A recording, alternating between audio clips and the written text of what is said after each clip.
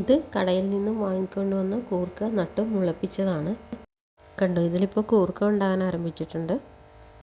ഈ പടർന്ന് പന്തലിച്ച് വന്നപ്പോൾ അടുത്ത് തന്നെ മറ്റൊരു ചാക്കിൽ മണ്ണ് നിറച്ച് വെച്ച് കൊടുത്തു. ഇപ്പോൾ ഇതെല്ലാം വേര് പിടിച്ചിട്ടുണ്ട്. ഇനി നമുക്ക് ഇതിൻ്റെ മേലെ കുറച്ച് മണ്ണിട്ട് മൂടണം. എങ്കിൽ മാത്രമേ താഴെ കൂർക്ക ഉണ്ടായി വരികയുള്ളൂ. സ്ഥലമില്ലാത്തവർക്ക് ഇതൊരു നല്ല വഴിയാണ്. ഗ്രോ ബാഗിലാണ് നടുന്നതെങ്കിലും നല്ല വിളവെടുപ്പ് കിട്ടും. ഞാൻ കഴിഞ്ഞ പ്രാവശ്യം ഒരു 9 ഇഞ്ച് ഗ്രോ ബാഗിലാണ് നട്ടത്. പക്ഷേ അതിൽ നിന്ന് തന്നെ നല്ല വിളവെടുപ്പ് കിട്ടി. അതുകൊണ്ടാണ് വീണ്ടും ഞാനിത് നട്ടുവെച്ചത്. അടുത്ത് തന്നെ വേറൊരു ഗ്രോ ബാഗും ഞാനിപ്പോൾ സെറ്റ് ചെയ്തിട്ടുണ്ട്. ഇതിൻ്റെ ആരോഗ്യമുള്ള തലപ്പുകൾ ഒടിച്ച് കുത്തിയും നമുക്കിത് കിളിർപ്പിച്ചെടുക്കാവുന്നതാണ്.